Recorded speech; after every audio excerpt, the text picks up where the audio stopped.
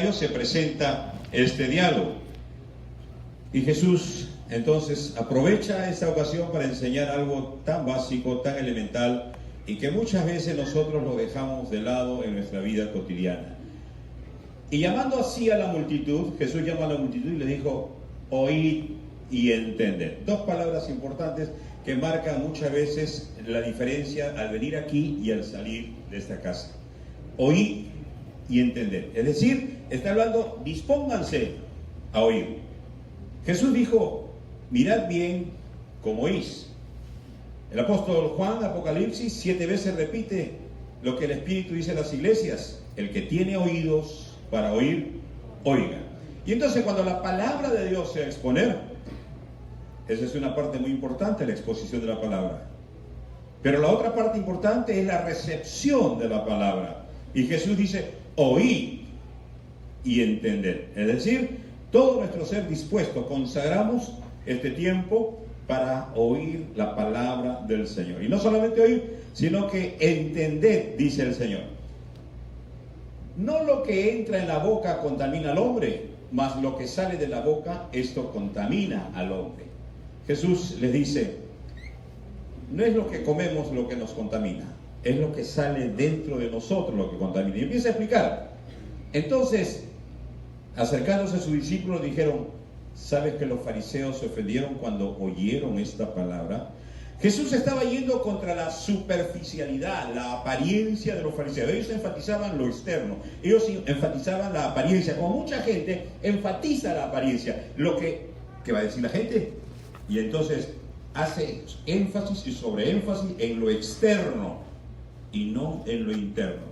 Y entonces esto ofende a los fariseos. Y muchas veces la Biblia va a registrar que cuando Jesús hablaba se ofendía, se molestaba. Y esto sucede cuando la palabra muchas veces se expone, nos ofende, nos daña, en el sentido de que llega a nuestra carnecita. Y entonces lo que Jesús estaba señalando era el problema de los fariseos: hacer énfasis en lo externo, en lo superficial, en la apariencia, en lo que miran los ojos de las personas, en cómo caigo a la gente, en qué va a decir la gente de mí. Ese era el énfasis de los fariseos. Y entonces ellos ofenden, pero respondiendo él les dijo: toda planta que no plantó mi Padre Celestial será desarraigada. O sea, puede estar ahí en la congregación, puede estar en el templo, pero si no es Dios quien ha plantado eso, sale tarde o temprano. Y entonces Jesús le dice: déjenlos, son ciegos, guías de ciegos, refiriéndose a los escribas y fariseos. Y si el ciego guiara al ciego, ambos caerán en el hoyo. Respondiendo Pedro le dijo: explícanos esta parábola. Y Jesús le dijo: ¿también vosotros estáis sin entendimiento? Miren, lo importante para Jesús es que entienda a la persona. Bienaventurado el que lee y entiende las palabras de este libro, es Apocalipsis. El entendimiento es importante. No es solamente el escuchar, no solamente es el asistir a una reunión, a una congregación, a un culto. Eso no es lo más importante. Lo importante es que yo pueda recepcionar, recibir, oír y entender. Y Jesús dice: ¿qué? ¿Ustedes tampoco han entendido? ¿No entendéis que todo lo que entra en la boca va al vientre y es echado en la letrina? Pero lo que sale de la boca del corazón sale y esto contamina al hombre. Dice: ustedes han comido, no se han lavado la mano. Muy bien. Eso entra a un proceso. Lo come, lo digiere en el sistema digestivo y luego va a la letrina. Ese es el proceso. Y eso no contamina. Ese es lo normal y lo cotidiano que sucede todos los días con el ser humano. Pero lo que contamina, dice, lo que sale de dentro, del corazón del hombre. Eso es lo que contamina nuestras relaciones. Eso es lo que contamina nuestro diario vivir. ¿Qué es lo que sale del corazón? ¿Qué cosa anidamos en nuestro corazón? ¿Qué tesoros hay en nuestro corazón? Eso que sale, dice, pero lo que sale de la boca, del corazón sale y esto contamina al hombre. No es lo que entra en la boca, la comida, es lo que sale de la boca. Las palabras, cómo nos dirigimos a las personas, cómo nos relacionamos con las personas. Eso es lo que afecta nuestras relaciones. Eso es lo que contamina las relaciones. Porque del corazón, miren lo que sale. Primero, los malos pensamientos. los homicidios, los adulterios, las fornicaciones, los hurtos, los falsos testimonios, las blasfemias. Jesús dice del corazón. ¿Recuerdan cuando Jesús dijo, cualquiera que mira a una mujer para codiciarla, ya adulteró con ella en el corazón? Y al revés también se aplica. Cualquier mujer que mira a un hombre para codiciarlo, ya adulteró con él en su corazón. ¿Qué es lo que está diciendo Jesús? El adulterio no es cuando se consume el acto físico, que era para los fariseos. El adulterio se produce ya en el corazón cuando se empieza a codiciar a la persona ajena. Y Jesús dice, del corazón sale. El hecho de ir al adulterio ya externo, visible, es simplemente cuestión de tiempo y de oportunidad que se presente. Y Jesús dice, lo que contamina las relaciones, la familia, lo que contamina el resto es lo que sale del corazón. Cuando uno empieza a anidar estas cosas, cuando uno empieza a permitir que ingresen a nuestros corazones pensamientos, palabras, personas que no convienen a nuestra vida. Y eso empieza a contaminarlo. De repente un hombre está mirando a una mujer y se le calienta la cabeza o al revés, y eso empieza a cambiar su actitud con su cónyuge. Empieza a volverse, su conducta empieza a cambiar de otra manera, empieza a ser contaminada su vida. No es lo que entra por la boca, es lo que sale de la abundancia del corazón a la boca. Y entonces estas cosas son las que contaminan al hombre. Pero el comer con las manos sin lavar no contamina. Jesús está atacando la superficialidad, la apariencia. Jesús va a un tema básico, es básico, pero es tan básico que muchas veces lo dejamos de lado. Y eso afecta a nuestra vida, afecta a nuestras relaciones, afecta a nuestra familia, afecta a nuestras relaciones laborales, afecta muchas cosas. Esto tan básico de preocuparnos, de darle importancia a lo interno, al corazón, a lo que permitimos que entre a nuestro ser interior, eso empieza a afectar el resto. Es interesante cuando uno conversa con las personas en forma informal o formal, como fuera, y cuando empiezan a salir problemas, el problema no es la violencia, el problema no es el adulterio, el problema no son esas cosas, son simplemente los efectos de algo que está adentro, de algo que se ha atesorado, se ha anidado en nuestro corazón. Y esta lectura nos lleva al tema que está enmarcado dentro del tema de todo el año. El tema de todo el año es el año del discipulado comprometido. Este mes, la serie que se está tratando es el perfil del discípulo según Cristo. El perfil del discípulo según Cristo. Ya las 2 semanas anteriores, el pastor Antonio tocó sobre el corazón del discípulo y el carácter del discípulo. En este día vamos a tocar el tema, el desafío de Cristo. Es decir, ¿cuál es el desafío? Un corazón formado por Él. Y vamos a ver 4 aspectos.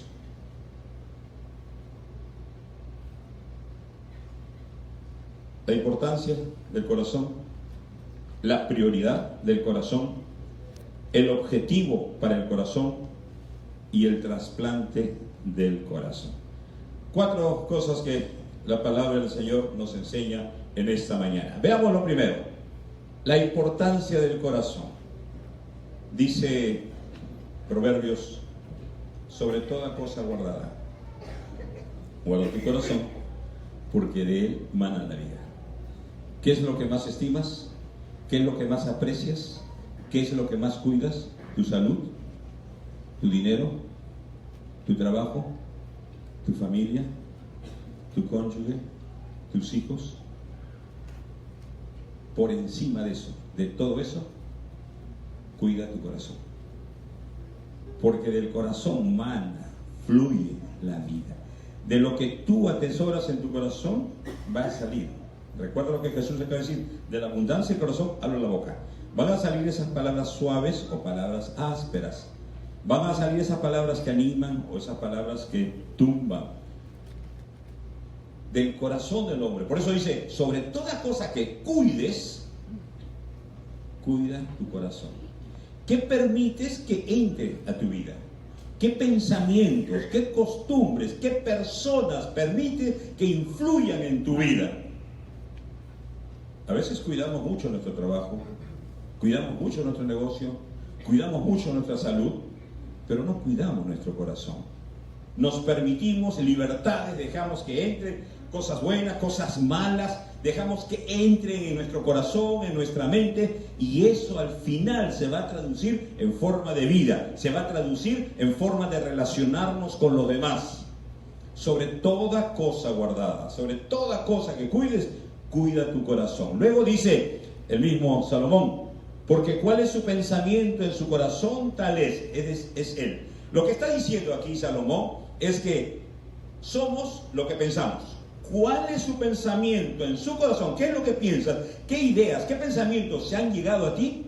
Eso eres tú. La gente vive de acuerdo a lo que piensa. Por lo tanto, la gente no va a cambiar si no cambia su forma de pensar. No, a mí nadie me va a cambiar. Bueno, en verdad, nadie te va a cambiar, ni Dios. Porque Dios no te va a obligar, Dios no te va a forzar. Pero ¿cuál es el pensamiento? ¿Esta es tu forma de pensar? Esa será tu forma de vivir. Porque ¿cuál es su pensamiento en su corazón? Tal es la persona. Muy bien. Miren la importancia que da al corazón. Cuando hablo de corazón, hablo del ser interior, nuestra alma, nuestro espíritu, nuestro ser interior, la parte no física. Lucas 6:45, miren lo que dice Jesucristo. Jesús está diciendo, el hombre bueno, del buen tesoro de su corazón, saca lo bueno. Y el hombre malo, del mal tesoro de su corazón, saca lo malo. Porque de la abundancia del corazón habla la boca. ¿Qué cosa estamos atesorando adentro? ¿Qué cosa estamos guardando? ¿Hay buen tesoro o mal tesoro? Si guardamos resentimientos, amarguras, odios, envidias, rencores, si guardamos eso se va a manifestar en nuestra forma de hablar con los demás, en nuestra forma de comunicarnos. La gente se va a dar cuenta que estamos transmitiendo veneno, estamos transmitiendo amargura, estamos transmitiendo enojo, estamos transmitiendo odio. Se van a ver, se van a escuchar en nuestras palabras, en nuestra forma de relacionarnos. Pero si atesoramos bendición, si atesoramos esperanza, ánimo, si atesoramos amor, paciencia, eso en nuestro corazón, eso se va a reflejar en nuestra relación con los demás. Dice Jesús, el hombre bueno, y lo califica bueno y malo según lo que hay en el corazón. No según lo que tiene su billetera, no según su conocimiento, no según los títulos académicos que tenga, no, en el corazón. Del corazón bueno saldrán buenos tesoros. Del corazón malo, del mal tesoro, sacará malos tesoros. Por eso la Biblia dice, en mi corazón he guardado tus dichos, tu palabra, para no pecar contra ti. David atesoraba la palabra, para que esa palabra luego fluyera en su hablar, en su relacionarse, en su comunicarse con los demás. La pregunta que yo tengo que hacerme, ¿qué cosas estoy permitiendo que entre a mi mente? ¿Qué cosas estoy permitiendo que entre a mi corazón? Chismes, cosas indebidas, cosas que no debería oír, cosas que no debería ver. ¿Qué cosas me estoy permitiendo que entre a mi corazón? Porque de eso que entra va a salir. Y entonces ahí empezaremos a encontrar explicaciones a conductas, a formas de relacionarnos. ¿Por qué somos así en nuestra casa?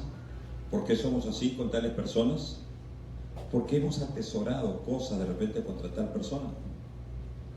Y cada vez que la vemos, cada vez que hablamos, siempre ya nos erizamos y estamos a la defensiva. Porque hemos atesorado. Dice Jesús en el pasaje que hemos leído pero ahora en Marcos, pero decía, lo que del hombre sale, eso contamina al hombre, porque de dentro del corazón de los hombres salen los malos pensamientos, los adulterios, las fornicaciones, los homicidios, los hurtos, las avaricias, la maldad, el engaño, la lascivia, la envidia, la maledicencia, la soberbia, la insensatez. Todas estas maldades de dentro salen y contaminan al hombre. Jesús dice, no es lo que comes lo que te contamina, es lo que sale de tu corazón. Cuando empecemos a entender estas cosas, vamos a empezar a entender por qué nos llevamos mal con muchas personas. O por qué no somos aceptados rápidamente por otras personas. ¿Por qué otras personas rápidamente están a defensiva con nosotros? Rápidamente nos rechazan. ¿Por qué? ¿Qué cosa está saliendo? Nuestra forma de hablar, nuestra forma de mirar, nuestra forma de actuar, nuestra conducta, todo eso sale de adentro, de todo lo que hemos permitido que entre a través de nuestra vida. La Biblia le da mucha importancia al corazón. Mientras que los fariseos le daban demasiada importancia a lo externo, a la apariencia, al qué dirán, a la vestimenta, a los rituales, a todas estas cosas, Jesús dice, eso no es lo más importante. Y esto nos lleva al siguiente punto, la prioridad. Si es lo más importante, entonces hay que darle prioridad a esto. Y Jesús lo grafica bien claro cuando dice en Mateo 23, 25, ay de vosotros, ¿cuál es la palabra? Escribas y fariseos, ¿y cómo os califican? ¿Qué es un hipócrita? Es alguien que aparenta hacer algo, pero no lo es. El hipócrita es alguien que se preocupa de lo externo. Cómo cae la gente, cómo se viste, uy, voy a vestirme bien, o cómo se cuida a veces en su imagen, en su presentación. Jesús le dice a los escribas y fariseos, ay de vosotros, escribas y fariseos, hipócritas. ¿Por qué? Porque limpiáis lo de fuera del vaso y del plato, pero por dentro estáis llenos de robo e injusticia. Ustedes se preocupan,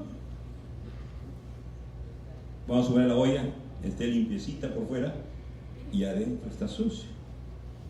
Ustedes se preocupan de que tienen su cama así, encimita, y por dentro sabe Dios cómo está, para que lo vean. Se preocupan de lo externo. Fariseo ciego, limpia ¿qué cosa? Primero, ¿qué cosa? ¿Para qué? Para que también lo de fuera. ¿Qué es lo que está diciendo Jesús? Si tú por fuera estás limpio, agradas a la gente, caes bien a la gente, porque te preocupas por fuera, te preocupas de tu imagen, te preocupas del qué dirán y te cuidas cada palabra que hablas, te cuidas como cuidas tu apariencia. Pero si por dentro está mal, lo que está diciendo Jesús, si por dentro está mal, lo de fuera que parece limpio para los demás, para Dios está sucio. Esta palabrita también dice, limpia primero lo de dentro del vaso y del plato, para que también, esto obliga a las dos cosas, para que también lo de fuera sea limpio. Es decir, si tu apariencia está buena por fuera, tu apariencia, y por dentro tú sabes que no estás bien, delante de Dios, ¿lo de fuera está limpio? Pero tenemos el gran error de que nos importe más que Dios lo que dice la gente, la apariencia. Ese es nuestro gran error. Eso es lo que nos destruye. Eso es lo que destruye familias. Eso es lo que destruye relaciones. Preocuparse solamente de lo externo y no de arreglar, no tomar cartas en el asunto de lo interno, del corazón. Dejarlo. Pensamos que eso no es importante y es lo más importante. Jesús dice, limpia primero. Antes de preocuparte de lo externo, antes de preocuparte de lo que va a decir la gente, preocúpate de lo adentro, porque eso es lo que ve Dios. ¿Recuerdan cuando Samuel va a ungir al rey David? Isaí trae a sus hijos grandes, fuertes. ¿Y qué le dice Dios? No mires lo grande, no mires su parecer, porque ustedes miran lo que está delante de sus ojos. Pero yo, dice Dios, yo miro el corazón, lo que está dentro. Limpia primero. La prioridad. Es la pregunta siguiente que nos hacemos. ¿Doy prioridad a lo de dentro o a lo de afuera? Más me preocupa lo que la gente puede pensar de mí, puede decir de mí, o lo que Dios puede decir de mí.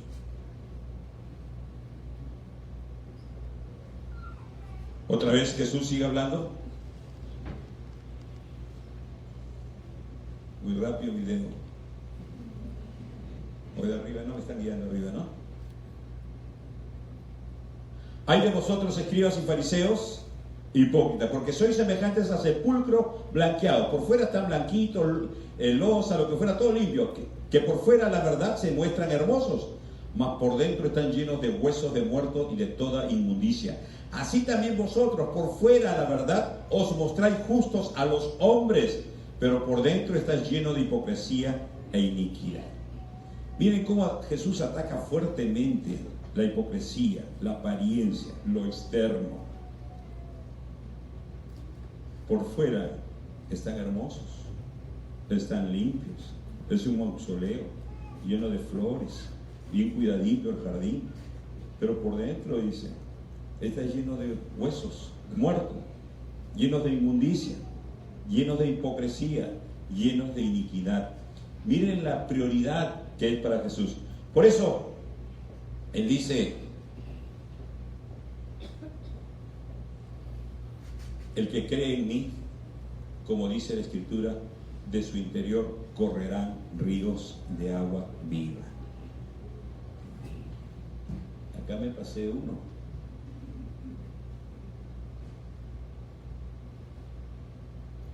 Parece que esto, ahí está. Miren lo que Pablo dice tocando el mismo tema. Pues no es judío el que lo es exteriormente, ni es la circuncisión la que se hace exteriormente en la carne, sino que es judío el que lo es en lo interior, y la circuncisión es la del corazón, en espíritu, no en la letra, la alabanza del cual no vienen los hombres sino de Dios. ¿Qué está diciendo Pablo? Los judíos tenían el pacto de Abraham, el pacto abrámico. Dios le dijo a Abraham que circuncide a su hijo al 8º día. Es decir, todos los varones se les tenía que cortar el prepucio, la carnecita, al 8º día. Tenía que quitarse, tenía que cortarse ese prepucio. Y entonces esa era la señal del pacto visible. El escritor de los Hebreos dice que todo el Antiguo Testamento es símbolo de lo que ha de venir. Todo eso era un símbolo, algo externo. Así como el cordero, cuando en la Pascua es sacrificado, dice que tiene que ser un cordero macho, sin defecto, sano, y debe ser muerto entre las 2 tardes, y su sangre debe ser echado entre los dinteles en la puerta para que puedan ser salvados de la muerte. Todo eso era símbolo de lo que Jesús venía a hacer. Él es el Cordero de Dios que quita el pecado del mundo. Él muere entre las 2 tardes. Por su sangre somos perdonados, somos salvados. Todo eso del Antiguo Testamento era símbolo. Y la circuncisión era un símbolo. Y los judíos y los escribas y los fariseos le daban énfasis al símbolo. Y Pablo dice, no es judío aquel que se le corta el prepucio externamente en la carne. La circuncisión verdadera, porque eso era símbolo, la circuncisión verdadera es la del corazón. Cuando empiezas a cortar, empiezas a quitar, empiezas a sacar lo malo del corazón. Esa es la circuncisión genuina, la del corazón. Y ellos estaban preocupados, por eso dice, no es judío el de la circuncisión que se hace exteriormente. Eso no tiene validez, eso era simplemente un símbolo.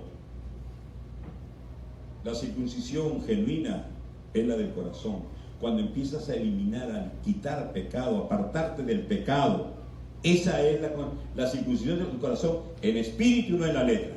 Entonces, esta es la prioridad, adentro, no es lo externo, no es el ritual, no son los símbolos, no es lo que llega a los ojos de las personas.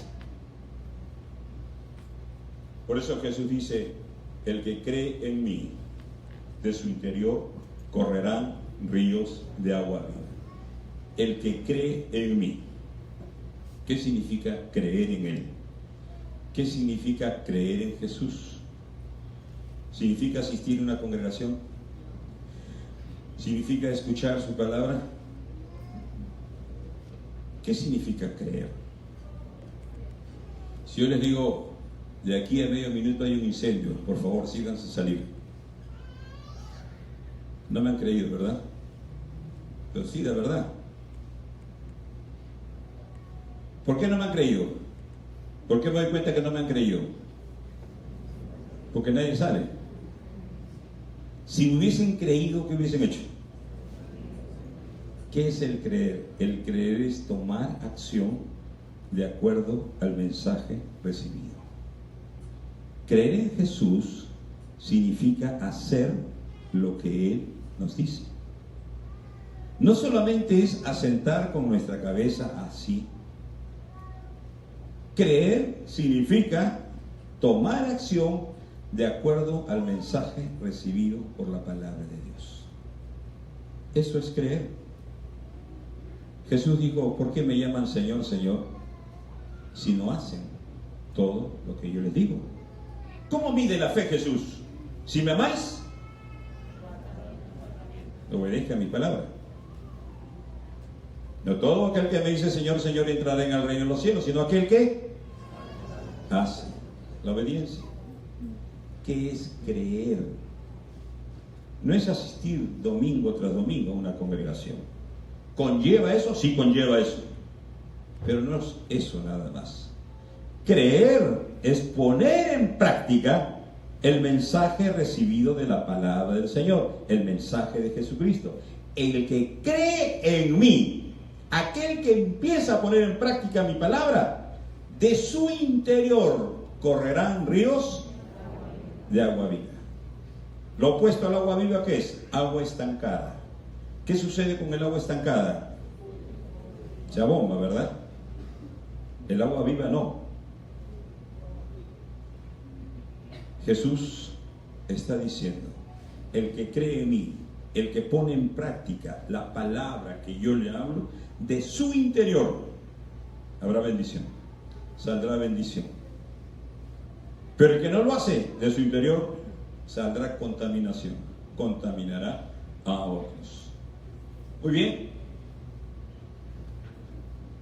Tercer punto, ¿cuál es el objetivo?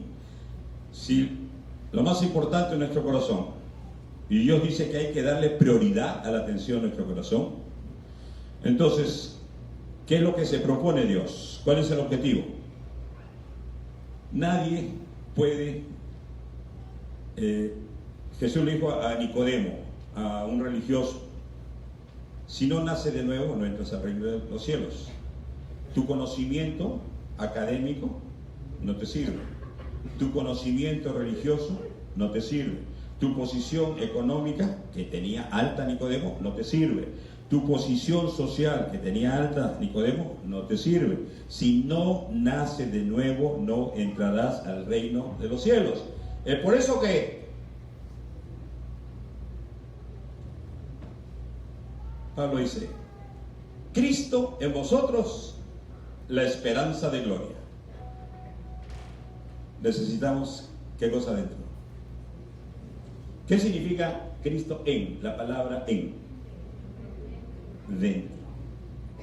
La única esperanza que tiene el hombre es Cristo en vosotros, la esperanza de gloria, a quien anunciamos, amonestando a todo hombre y enseñando a todo hombre en toda sabiduría, a fin de presentar perfecto en Cristo Jesús a todo hombre, para lo cual también trabajo luchando según la potencia, el poder de Él, este poder, el cual actúa poderosamente en mí. ¿Qué les está diciendo Pablo?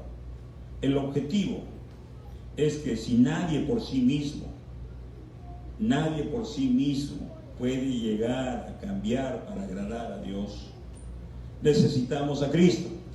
Cristo en vosotros, este es el objetivo que Dios tiene en nosotros. Él es la esperanza para el hombre. Cristo en vosotros, la esperanza de gloria. Y Pablo se preocupa, el énfasis de Pablo dice, para lo cual también trabajo. Mi trabajo como apóstol, mi trabajo como pastor es, y mi lucha es según el poder de Dios, el cual actúa. ¿Con qué propósito? A fin de presentar perfecto en Cristo Jesús. Es decir, Pablo ha entendido la importancia del corazón. Pablo ha entendido la prioridad que debe darse al ser interior. Por eso Pablo dice, por eso trabajo, por eso lucho, a fin de presentar perfecto en Cristo Jesús a todo hombre. El hombre necesita a Jesucristo. Y esto luego lo va a decir a los romanos. Dice, porque a los que antes conoció también los predestinó para que fuesen hechos conformes a la imagen de su Hijo. Otra vez, el objetivo es parecernos ¿a quién? ¿Al pastor? ¿Al líder? ¿Al tutor? A Cristo. Cristo en vosotros. Pablo dice, Dios nos predestinó ¿para qué? El objetivo que Dios tiene es que seamos hechos para que fuesen hechos. Alguien va a hacer en el hombre, Dios, para que fuesen hechos conforme a la imagen. El objetivo que Dios tiene para cada uno de nosotros es que cada día nos parezcamos más al Señor. Él es el modelo, Él es el objetivo, hacia Él apunta el Señor. Miren lo que le escribe a los Gálatas Pablo. Hijitos míos, por lo cual, por quienes vuelvo a sufrir dolores de parto, hasta que Cristo sea formado en vosotros. Los Gálatas significaban un dolor de cabeza para el apóstol Pablo. Oh Gálatas insensatos, le dice, empezaron en el espíritu y acabaron en la carne. Empezaron bien preocupados del corazón y al final acabaron preocupándose más de lo externo. Y Pablo le dice, vuelvo a sufrir otra vez. Vuelvo a sufrir dolores de parto. Y Pablo está dispuesto a sufrir todo esto hasta que sea formado en ellos. Ese es el objetivo que tiene Dios para nosotros. Más que hacer cosas, más que actividades, más que un montón de cosas, el objetivo que Dios tiene en nosotros es que Cristo sea formado en nosotros. Ese es el objetivo del Señor. Hasta que seamos hechos conforme a la imagen del Hijo. Hasta que Cristo sea formado en vosotros. Esto es lo que Dios quiere para nosotros. No es otra cosa. Las otras cosas vendrán como consecuencia. Pero lo importante es que Dios sea formado en nosotros. Que la vida de Cristo se manifieste, se exprese en nosotros. Y entonces, lo importante es el corazón. Es lo más importante. Sobre toda cosa guardada, guarda tu corazón. Se tiene que dar prioridad al corazón. Limpia primero lo de dentro, para que lo de fuera también esté limpio. Tercero, el objetivo. No lo podemos hacer por nosotros, es Cristo en nosotros. Permitir que Dios empiece a trabajar en nuestra vida hasta que Cristo sea formado en nosotros. Ese es el objetivo que tenemos de parte de Dios. Y esto nos lleva a lo último. No vamos a poderlo hacerlo nosotros. Por eso es que necesitamos el trasplante del corazón. No podemos hacerlo nosotros. Por eso dice el Señor Jesús a Nicodemo. Pablo dice, de modo que si alguno está en Cristo, ¿qué cosa es? Una nueva creación. Las cosas viejas pasan, he aquí todas son hechas nuevas. ¿Qué es lo que está diciendo? Necesitamos ser creados de nuevo. Dios no va a tratar con la vieja naturaleza. Dios no va a tratar con nuestro corazón viejo. Dios no va a tratar de parchar nuestro corazón. Dios no va a tratar de lavar nuestro corazón. Dios quiere darnos un nuevo corazón. De manera que si alguno está en Cristo, es una nueva creación. Y la evidencia, las cosas viejas pasan. Y empiezan a hacer todas las cosas nuevas. ¿Qué significa? Cambios. Cuando la soberbia de un corazón dice, a mí nadie me va a cambiar, déjeme decirle que no ha nacido de nuevo. Y está camino al infierno. Porque la vida cristiana significa cambios. Y si no hay cambios, preocúpate. Si no hay cambios, preocúpate.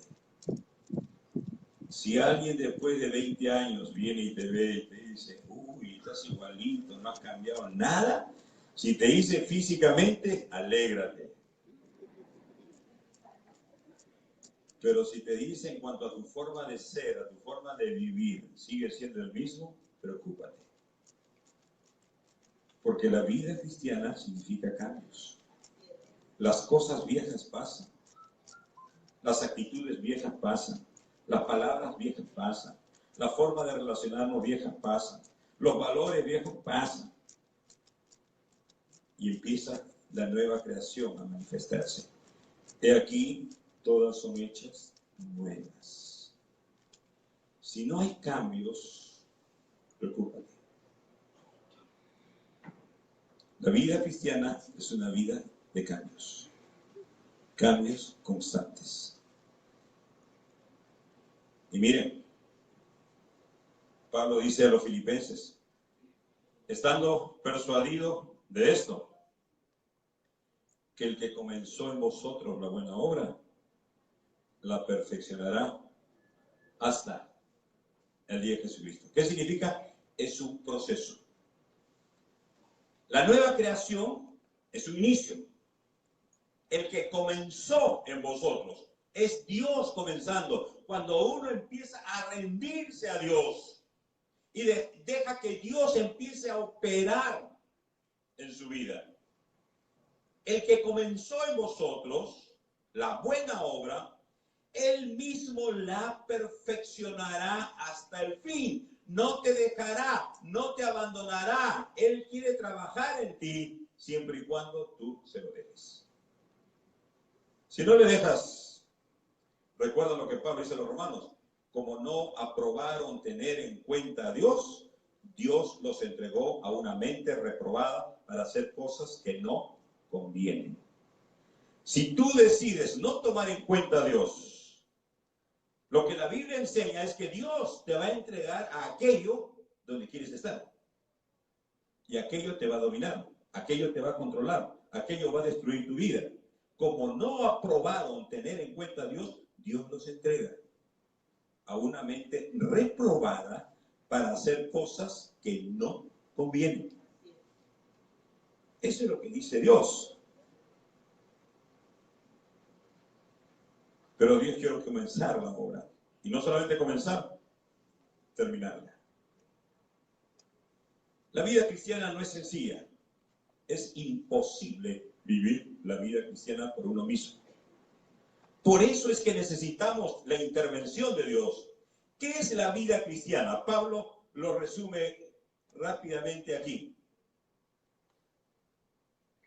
Con Cristo estoy juntamente crucificado, y ya no vivo yo, mas vive Cristo en mí. Y lo que ahora vivo en la carne, lo vivo en la fe. ¿De quién?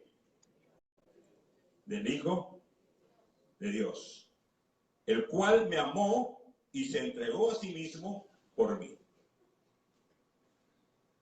La vida cristiana consiste en nada más y nada menos dejar que Cristo tome el control de nuestra vida. Como decía el salmista, ordena mis pasos con tu palabra. Dejar que Cristo ordene nuestra vida con su palabra. Ya no vivo yo, dice Pablo, mas Cristo vive en mí. Eso es la vida cristiana. Dejar que Cristo viva en mí. Dejar que Él tome el control.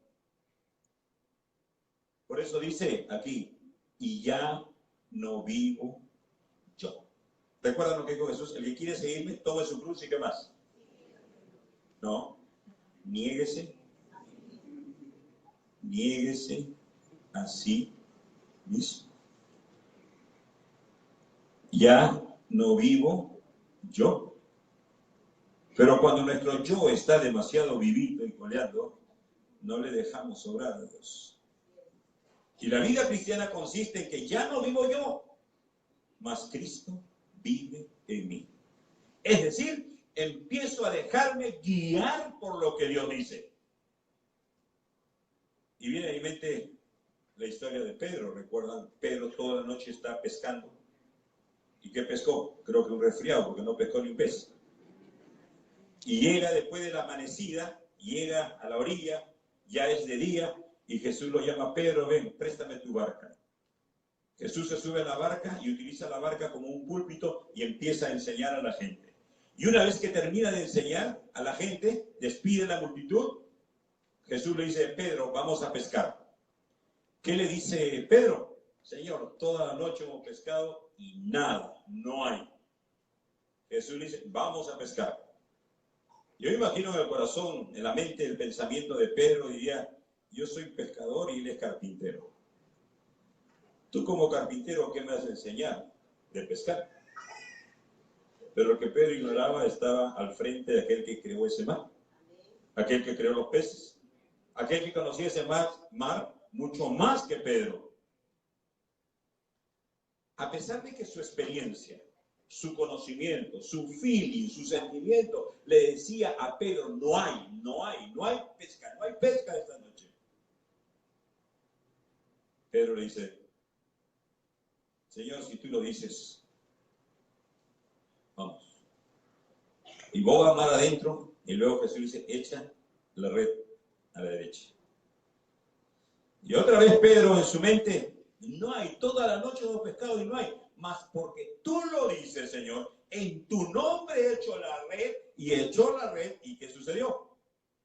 La pesca abundante. Pedro dejó a un lado su criterio, Pedro dejó a un lado su conocimiento, Pedro dejó a un lado su experiencia, Pedro dejó a un lado todo eso. Ya no vivo yo, mas Cristo vive en mí. Señor, en tu nombre lo hago. Aunque dentro de mí, mi experiencia me dice, mi sentimiento me dice, mi conocimiento me dice que no, pero tú dices que sí, lo hacemos, Señor. Ya no vivo yo. Eso es dejar que Cristo vive en mí. Tu palabra me dice que perdone. Aunque yo no siento, Señor, porque tú lo dices, voy a perdonar.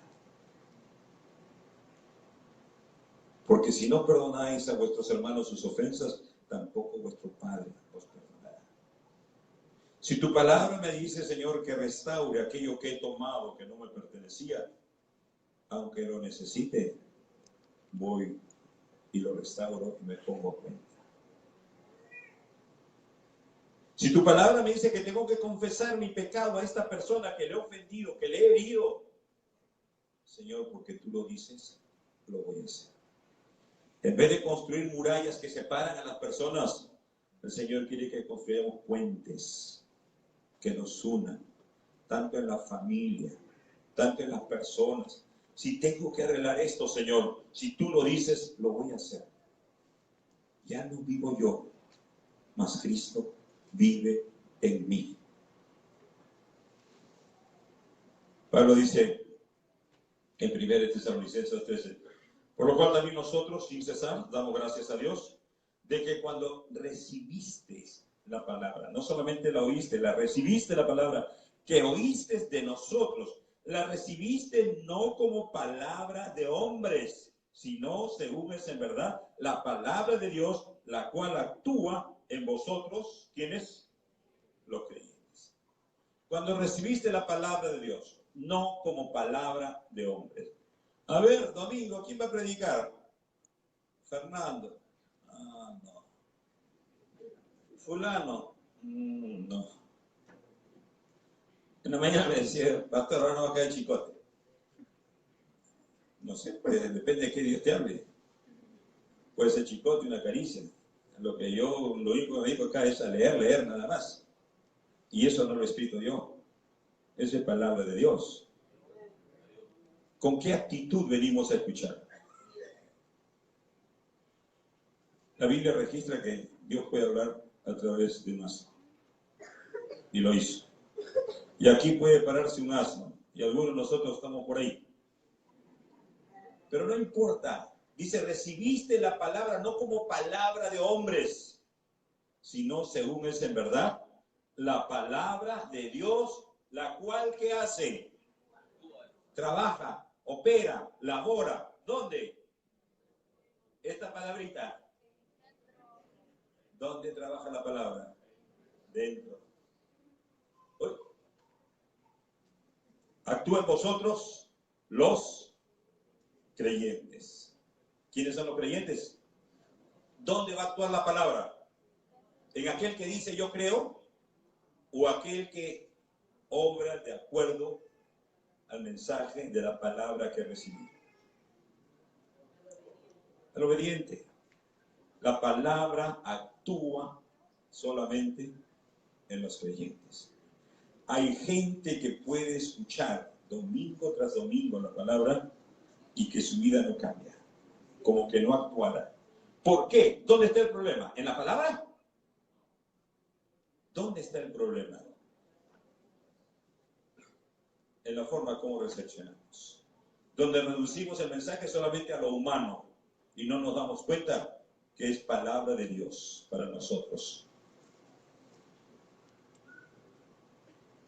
Se fue. No importa. Romanos 12:2. Estamos el trasplante. Busquen su Biblia, por favor, para que no digan que la traen por las puras. Romanos 12:2. ¿Cómo actúa Dios? ¿Cómo opera Dios? Ahí está. Parece que se fue la luz un poquito, ¿no? Está opaco.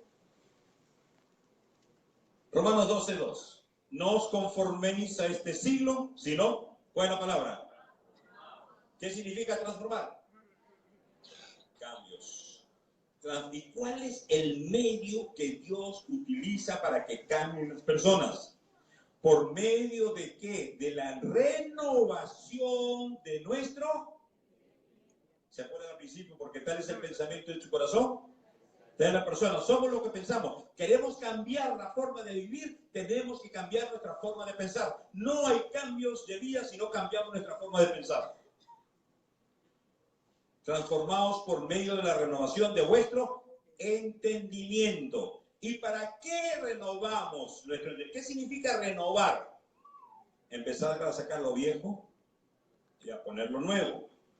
Empezamos a sacar ideas, conceptos que teníamos antes de conocer a Cristo y empezamos a introducir los pensamientos, los conceptos que la palabra de Dios empieza a vertir sobre nosotros. Y empezamos a recepcionar, a recibir esa palabra. ¿Con qué objetivo?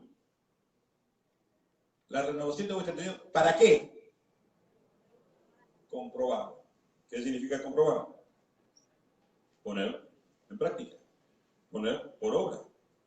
De nada nos vale venir y recibir palabra si no la ponemos por obra.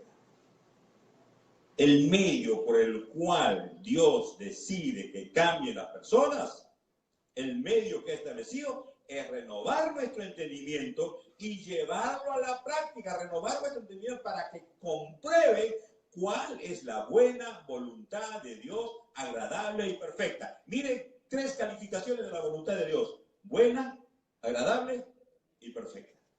Pregunto, ¿qué es lo más sabio? ¿Lo que tú tienes por voluntad o lo que Dios tiene por su voluntad? ¿Qué es lo mejor para tu vida? ¿Lo que tú consideras que es tu voluntad o lo que es la voluntad de Dios para tu vida? Esto nos da luz porque a veces tenemos conflictos con personas, porque tenemos problemas a veces. Porque no estamos comprobando, no estamos aplicando la palabra de Dios en nuestras vidas. Y nos contentamos solamente con oír. Y Santiago dice, no seáis tan solamente oidores, sino hacedores, engañándoos a vosotros mismos. Santiago dice que si solamente nos quedamos en la categoría de oidores y no lo llevamos a práctica, nos estamos engañando.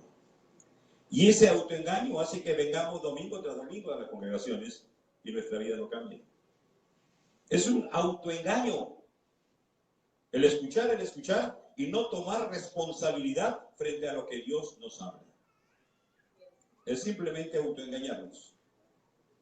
No os engañéis, dice Santiago.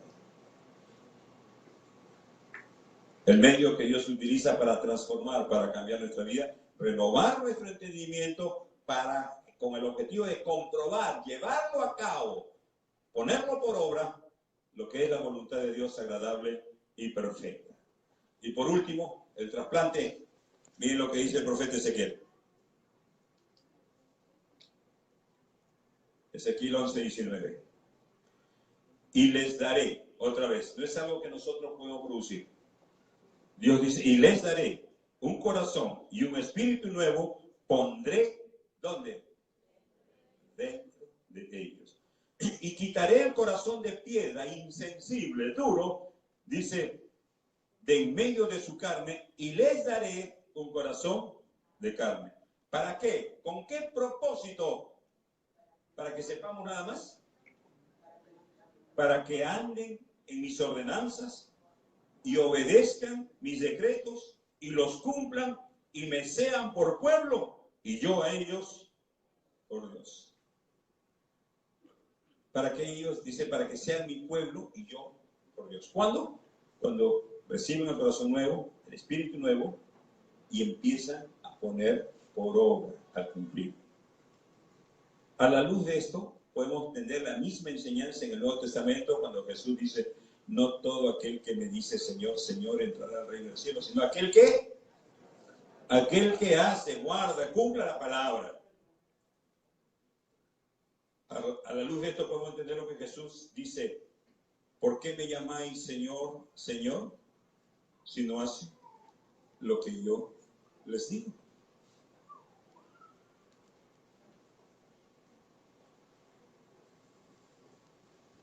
La importancia del corazón. Dios señala que es importante, sobre toda cosa guardada, guarda tu corazón. Sobre toda cosa que cuides, cuida tu corazón. Porque de él mana la vida. Él te explica cómo te relacionas con los demás, cómo vives con los demás. Él te explica qué es lo que sale de tu boca. La importancia del corazón, la prioridad. Jesús dice, lava primero lo de adentro, lo interno, para que lo de afuera también esté limpio. Es decir, aquello que está limpio, aparece limpio delante de los ojos de los hombres. Si no está limpio por dentro, para Dios lo de afuera también está sucio. Limpia primero adentro.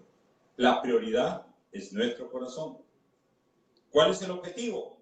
Siendo que nosotros no podemos ser Cristo en vosotros, la esperanza de gloria. Hijitos míos, hasta ahora sufro dolores de parto, hasta que Cristo sea formado en vosotros. Cristo en nosotros, en el trono de nuestro corazón, rindiendo nuestra vida a Él. Y entonces, ahí se produce el trasplante. ¿Cuál es el trasplante? Una nueva creación.